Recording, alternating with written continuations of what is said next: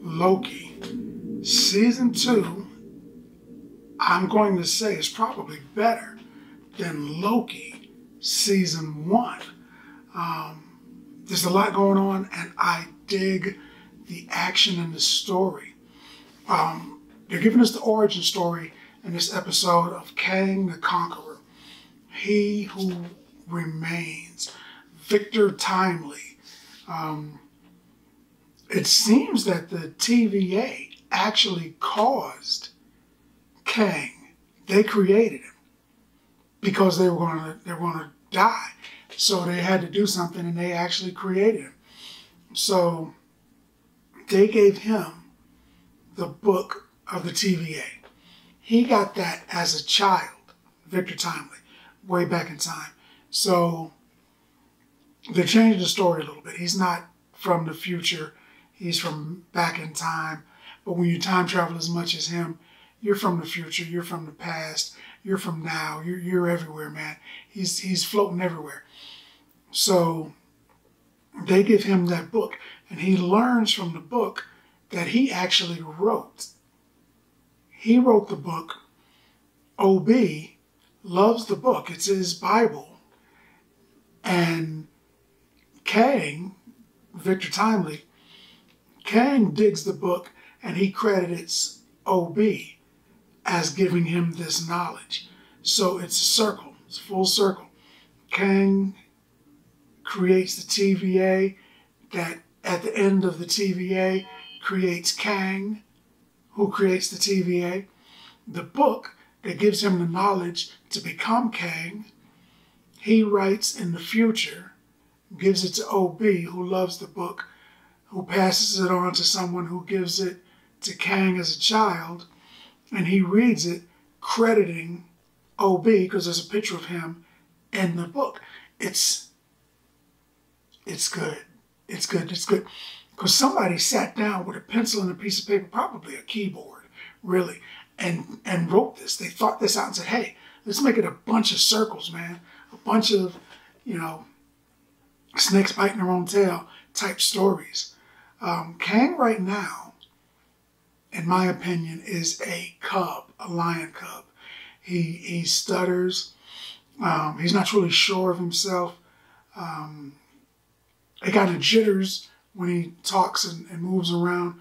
But when he becomes older and he grasps the knowledge of his destiny and who he actually is, he's going to have that Mufasa type skill and that Mufasa type confidence. He's going to be a lion very shortly. Because at the end of the TVA's last days, they're bringing Kang in, which eventually causes the last day of the TVA. So, circles. I think they're positioning Renslayer to be the new big bad. Unfortunately, Jonathan Majors, in real time, in real life, is suffering from some legal issues, and he may or may not be able to circumvent said issues. And I think they're hedging their bets right now by making it look like Renslayer is the actual big bad. She's mad at Timely because he abandoned her. She's mad at Timely because he chose Miss Minutes over her. She wants to kill Sylvie. She wants to kill Loki. I'm pretty sure she wants to kill, or doesn't care about Mobius anymore. So there's that. So she's building up a hate and an anger towards pretty much everything TVA, including Victor Timely. And she was going to prune him. She was going to zap him with, I guess, what would be the first pruner. She was going to zap him with it and kill him, take him out of time. But I don't know. If he's the Victor Timely, if he's the Morbius, if he's the Kang from their timeline, and they take him out so that he doesn't exist, don't they now exist also? That's like going back in time, past your mom, past your grandpa, past your great-grandpa, to your great-great-grandfather, and finding out that he was an evil person and you get rid of him. Now your grandfather, your father, they don't exist anymore. So you don't exist anymore. So now you can't go back in time and kill your great-great-grandfather for being evil. So that means now you still exist. You would have killed him, which wipes out everything, including you, which means that if you don't exist, you didn't go back and do it. So you can't do that. So I'm thinking, even if she'd have killed Victor Timely, he's the cause of the whole TVA shenanigans. She would have killed him. He'd died. Then everything that he would have done would not have been done. So she wouldn't have been there. So she couldn't have killed him because she was never there. So he's back. You know, it's like at the end of Loki when he said, "See you soon." She killed him. And he told her, looked her right in the face and said, "See you soon." Because he's coming back. He knows he's coming back. You can't do that. I like the Mobius and the Loki team up. It put me in mind of Falcon and Winter Soldier. Not that it was the same story. It wasn't the same story. But the team up, the dynamic, the energy between the two was reminiscent of that. They're like a buddy cop adventure that they're on right now. Miss Minutes is a sentient being. You know, I was thinking that she was probably just a really advanced computer, or perhaps someone else was imitating Miss Minutes and there was a living being at the end of that, you know, typing away and making her do stuff. But she is an actual sentient being. She is a AI, an artificial intelligence that was created to play chess with him, but has evolved. He gave her the ability to self-educate and to become more than what she was, to elevate herself, to evolve, basically. And now she wants a body. So she could also be the ultimate big bad. Because if you think about it, if Marvel unfortunately has to lose Jonathan Majors and they lose Kang, for one, that would be terrible. But for two, they could replace him because Kang has existed all throughout time and space. He probably has a dozen different faces.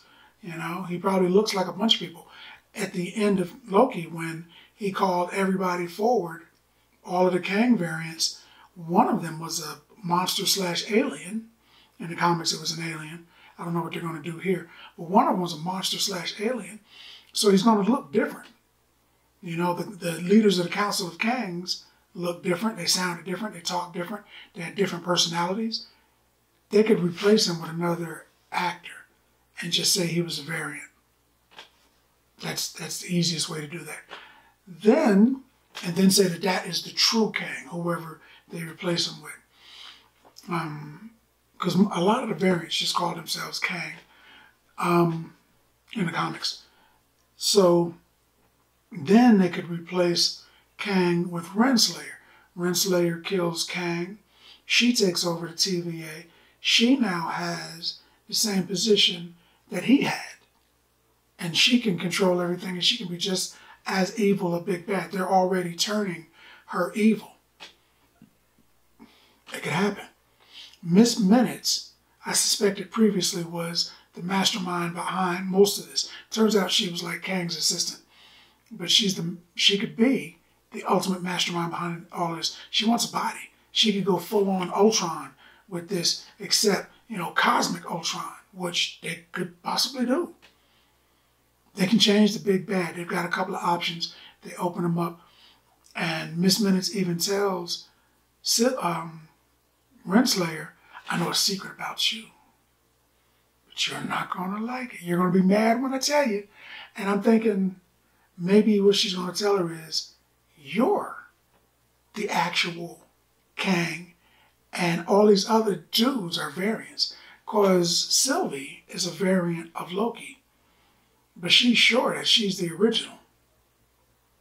Maybe she is. Maybe Renslayer is the original Kang, and all those dudes are the variants. Who knows? Maybe she messed with her own mind, or Miss Minutes messed with her own mind, or Kang messed with her mind so he could take over. It's another possibility. They're bringing him to the TVA, Victor Timely, Kang, to fix the TVA. They need his biological strand in order to open up the doorway and allow all of that excess energy to leave before everything blows up, man. But once he's in there, what are they going to do with him? Just send him away? He's the leader. He's the guy. And funny thing is, OB knew about Kang, and it didn't seem like anybody else did. All of them had to be reminded of who he was. Loki had to go around on this grand adventure to let everybody know who Kang was. He had to blow holes in walls and yell and scream like a lunatic, threaten to prune people. And then they were like, oh, Kang, okay, all right, we get it. But OB already knew. Why is that? And he knew and didn't think he had to tell anybody. I'm wondering, is that just going to be a loophole? Or are they going to fill that sucker in? This is a great season, a really good episode. I'm wondering who they're going to provide as the big bad ultimately. I would really like it to be Kang, because after Kang, that's a segue for Doom. They could bring in Dr. Doom, which would be, with the Fantastic Four. Galactus, the Silver Surfer. They can go all super science / cosmic with that, They're eventually going to do all the gods with all of the gods coming to Earth trying to kill Thor.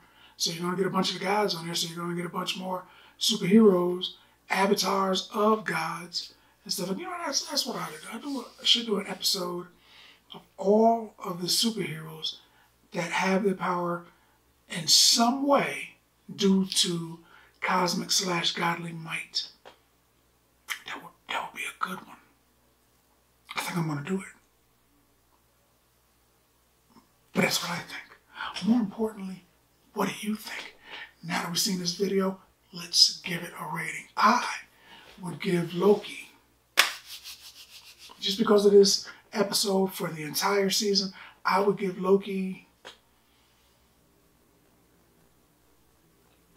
8 bags of popcorn. I said it, 8 bags of popcorn, man. And that's what I think about that. And again, more importantly, what do you think about that? Now that you had a chance to look at the video, let's talk about it in the comments. And as always, if you like the video, if you like the content, subscribe. And then like. Popcorn passport. Get your popcorn passport.